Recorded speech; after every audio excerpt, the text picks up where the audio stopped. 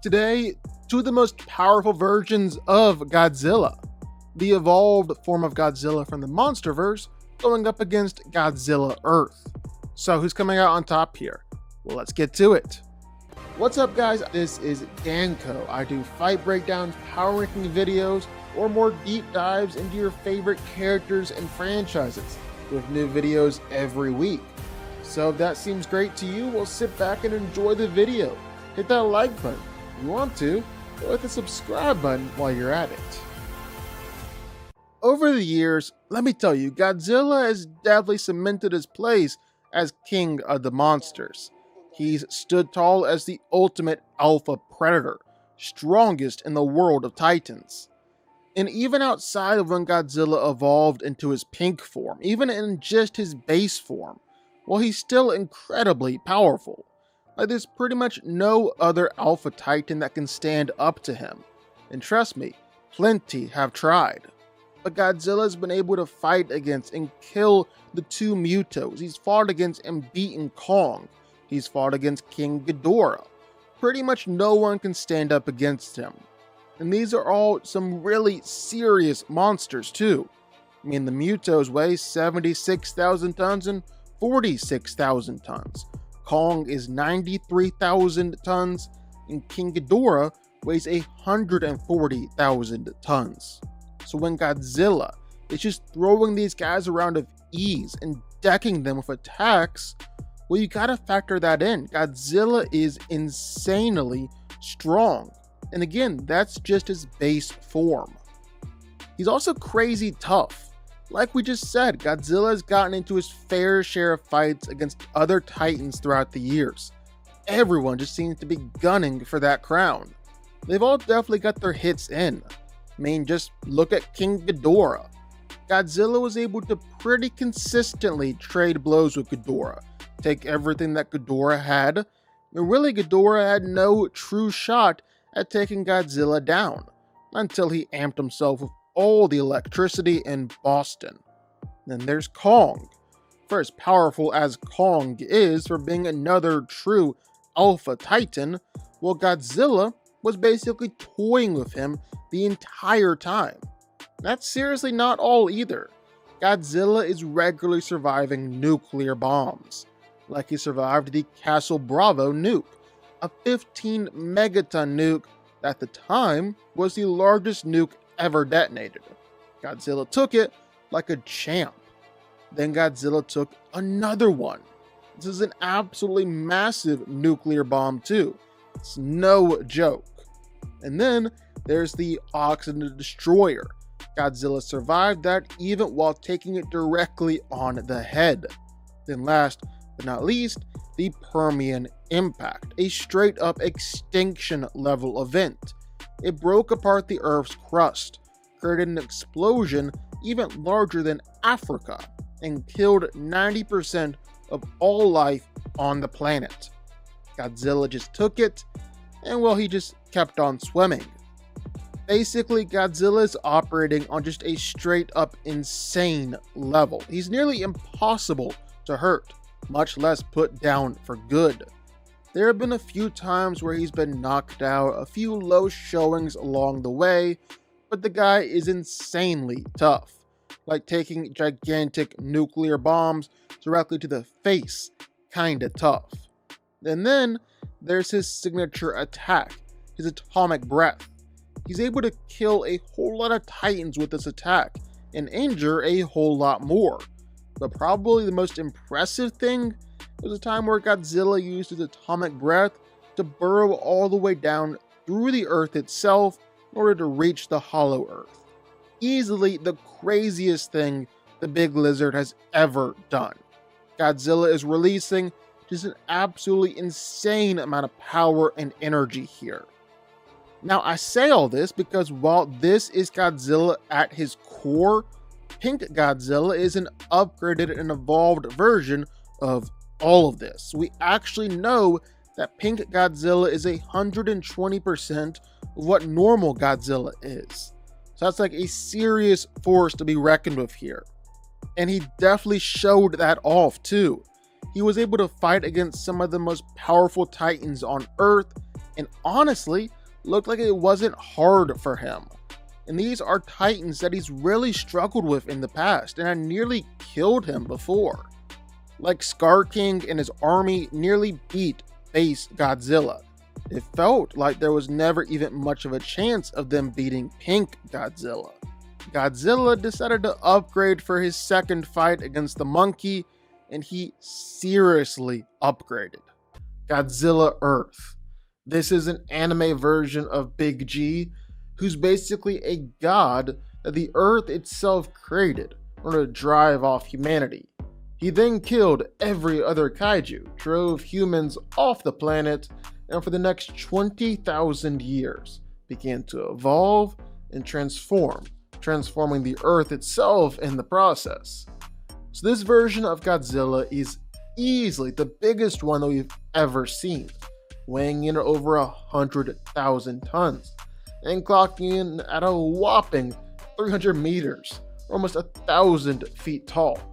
He's strong enough to shatter mountains just by lifting himself through them, and sends out earthquakes with each step that he takes. So that's pretty impressive. Then he also fought against King Ghidorah, ripped open its mouth and destroyed one of its heads. That's pretty impressive too, not gonna lie.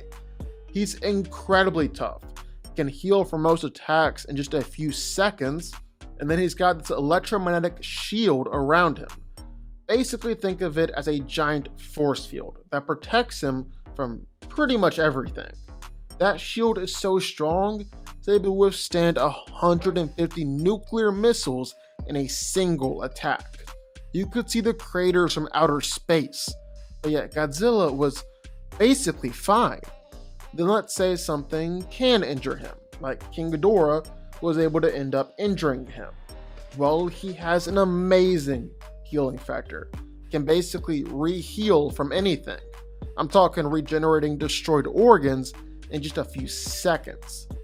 And then you gotta focus on all of Godzilla's nuclear attacks and abilities. Because man, this version of the big guy has a ton of them. His atomic breath is able to destroy mountains with just one hit. He wiped out a city made out of nanometal, which is more durable than anything on Earth. He used it to blast through the giant King Ghidorah in those animes, and even collapsed a mini black hole. He's able to launch out this atomic breath that leaves canyons behind, and is clocking in at the same energy level of 30,000 nuclear plants. He's able to channel all this energy through his tail, which can cause earthquakes for miles around. And Godzilla is able to get pretty freaking hot too. So hot that attacks literally melt before they reach him. And then again, there's that shield. That shield of his is basically impossible to get through. It stood up to some absolutely insane attacks, like literally 150 nuclear bombs. And the only reason that King Ghidorah was even able to get through them was that Ghidorah doesn't have to follow the same rules of space and time. That's literally the only reason. So who wins? Well, let's get into it. Now, believe it or not, this fight is a bit closer than it appears on the surface. Because first glance, well, you just say, look at how much bigger Godzilla Earth is. There's no way Pink Godzilla can do anything to him. No way. But then you take a look at their weight and see that, well, they actually weigh the exact same amount. They're both 100,000 tons. Meaning that Pink Godzilla has actually manhandled monsters that weigh more than Godzilla Earth. It made it look easy. And that was just in his base form. He's even more powerful now.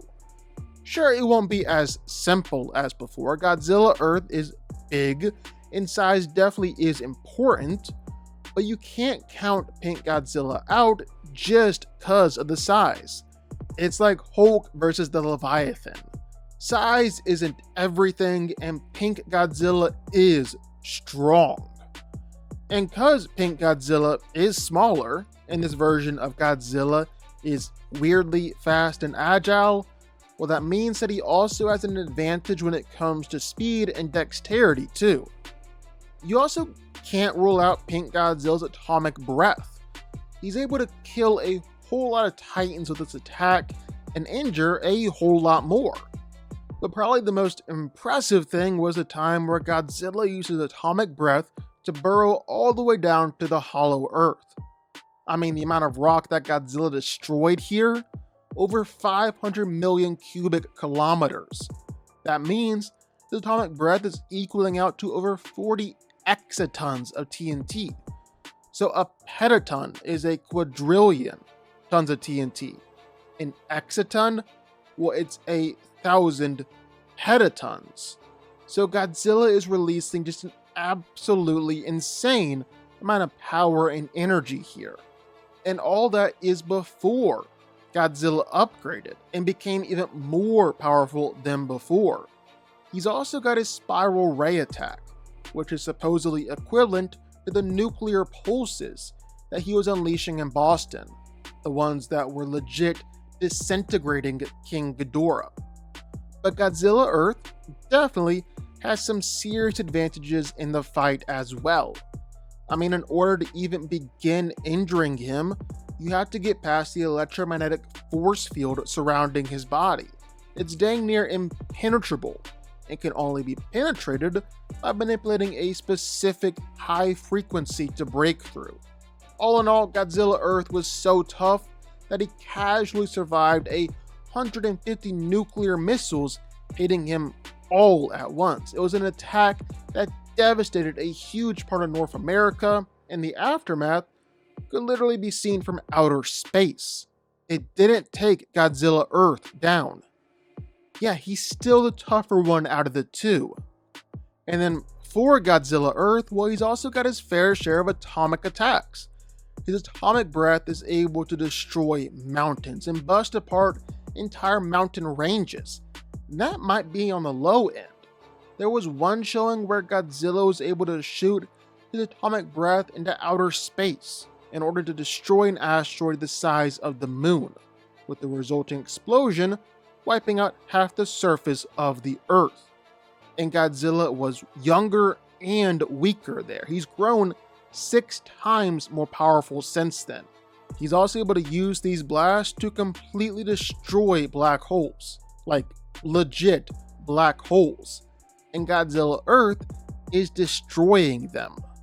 And that's not all his attacks either.